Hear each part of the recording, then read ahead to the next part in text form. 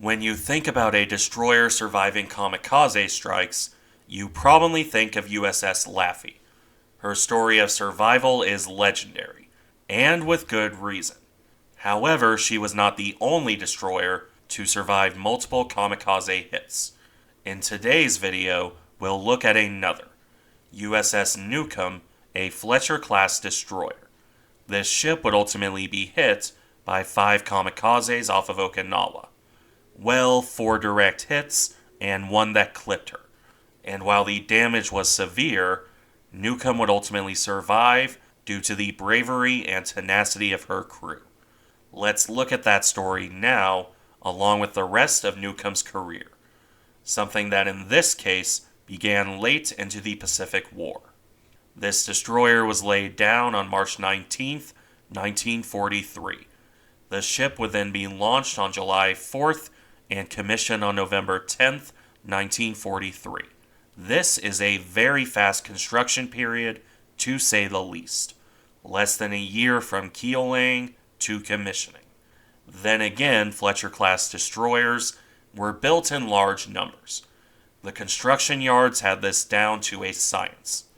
The 2,000-ton destroyers, equipped with 5 5-inch guns and 10 torpedoes, were quite effective. When they were stuffed full of 20mm and 40mm anti-aircraft guns, that utility was further improved.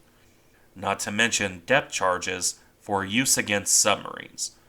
These were fast ships, around 35 knots, and the workhorse of the fleet.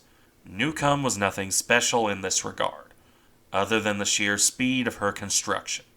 That said, by November of 1943, many of the close-in surface actions were long gone, and when you take into account working up and sailing to the conflict zone, well, that takes up even more time.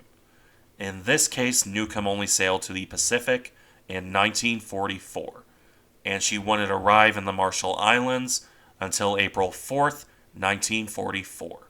At that point, the destroyer took up the usual late war kind of duty.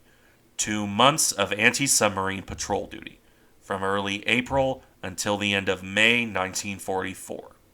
This duty only shifted on May 29th when she joined up with forces for the invasion of the Marianas. That kicked off on June 15th with landings on Saipan.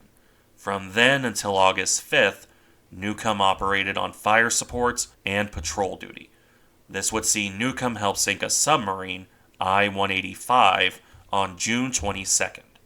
She did that alongside USS Chandler, and Old Clemson converted into a minesweeper. The 2 ships zeroed in on the submarine and sent her to the bottom.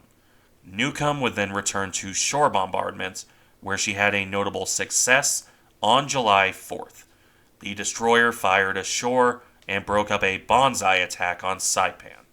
She would continue to perform this duty, shifting from Saipan to Tinian through August, at which point Newcomb left the area for a short rest period before sailing to another combat zone, that being the landings on Peleliu in September 1944. Newcomb arrived off the Palau Islands on September 6th to support the pre-invasion actions, both shore bombardment and helping cover underwater demolition teams. This would keep the destroyer occupied until October 1st, including the actual landings on September 15th.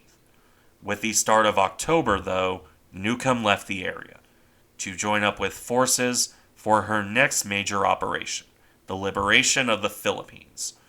Newcomb would begin her support operations on October 12th, once again covering pre-invasion work by demolition teams and the like.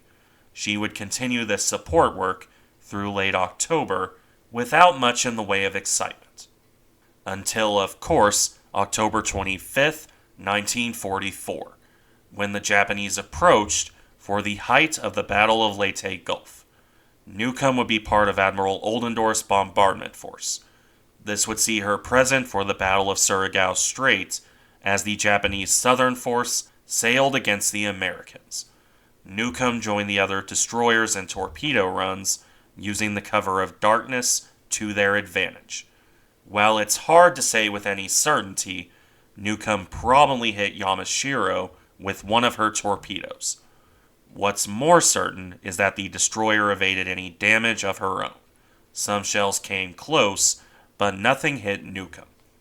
That allowed her to help USS Albert W. Grant, another Fletcher that was hit during the battle, and was severely damaged. Newcomb's aid was certainly appreciated. In any case, after the Japanese withdrew from the area, Newcomb returned to more mundane duty.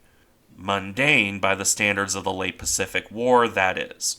A lot of shore bombardments and fending off Japanese aircraft. For the moment, Newcomb was living something of a charmed life. She never suffered any noteworthy damage and continued her duty without complaint. That even included escorting a convoy to Mindoro from December 19th through December 24th, one that suffered heavy air attack. Things wouldn't change much past this point either. Newcomb would support landings on Luzon in January 1945. I found an article by the U.S. Naval Institute which indicates an attack on January 9th, notable for a friendly destroyer accidentally raking the ship with 20mm gunfire, causing 17 casualties aboard Newcomb, 2 of which were fatal. Considering this is an upload of an article written in 1948 by the ship's captain, I think it's probably accurate. The captain in question being Ira McMillan.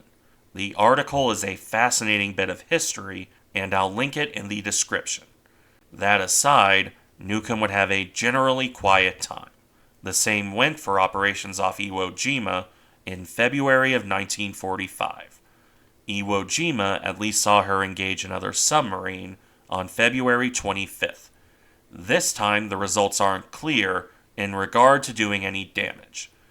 On the other hand, her gunfire support was accurate as the ship engaged shore targets. Either way, Newcomb would depart Iwo Jima on March 10th. The destroyer, by this point a veteran, sailed on to support the landings on Okinawa. This began on March 21st and would last until April 6th, not because the destroyer was assigned another duty, but because on April 6, 1945, USS Newcomb's luck finally ran out. The destroyer was covering minesweepers and USS St. Louis off Ishima Island when the Japanese aircraft began to circle. Estimates come out to around 40 Japanese planes, which began to attack at around 4 p.m. that afternoon. Newcomb's gunners fought back and did so quite well. At first, the gunners drove off the attackers. Her crew claimed several downed aircraft as well. But it couldn't last forever. Eventually, like with Laffey, planes would get through. The first hit around 5 p.m. around the second funnel. This caused severe fires and cut power to the aft boilers. A second kamikaze hit around the torpedo workshop. A massive explosion resulted from both the plane and the torpedo warheads going off. The entire amidships area of the ship was a wreck. Newcomb drifted to a halt, burning across most of her length. At this point, USS Lutz, another Fletcher, came alongside. This was fortunate because the other ship could use her hoses. Newcomb's firefighting equipment was a wreck. Unfortunately, the attack was not quite over. A fifth kamikaze flew in, while Lutz was moored alongside Newcomb. Newcomb's bow guns, firing on local control, clipped the Zero. The Japanese plane swerved, narrowly missing Newcomb's bridge. Instead, it clipped the deck, making it the fifth kamikaze to hit the ship, technically. That plane would then continue on, hitting Lutz on the stern waterline. The resulting damage is not pretty. Lutz had to pull away to deal with her own damage. USS Beale would replace her, continuing to fight the fires on Newcomb. Eventually, through efforts of her own crew and other ships, Newcomb's fires were put out. The ship was then towed off to safety, where emergency repairs could be performed. Ultimately, the ship would survive. 43 of her crew would not.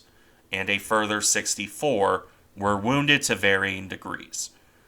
Repairs would only properly begin on May 3rd as Newcomb pulled alongside USS Vestal. Yes, the Vestal of Pearl Harbor fame. Other ships had been ahead of her in line as they could be returned to combat. Newcomb was far too damaged for that. Still, the ship was repaired enough to survive a voyage home. The deck was plated over and the hull reinforced with girders. Further time in a floating dry dock put more work in. Until on June 14th, Newcomb could finally be towed home. She would arrive in San Francisco on August 8th. However, with the war ending soon after, further repairs were considered unnecessary. The war was over, and the Navy had no shortage of intact destroyers. As a result, USS Newcomb would be decommissioned on November 20th, 1945, and scrapped in October 1947. Although that article by the captain says she was scrapped in 1945. Make of that what you will. Regardless, her crew kept the ship afloat, but they couldn't save her from the post-war drawdown, even if they had earned a Navy unit commendation for their heroic effort. Thank you for watching. Remember to like, comment, and subscribe if you enjoy the content, and I'll see you in the next one.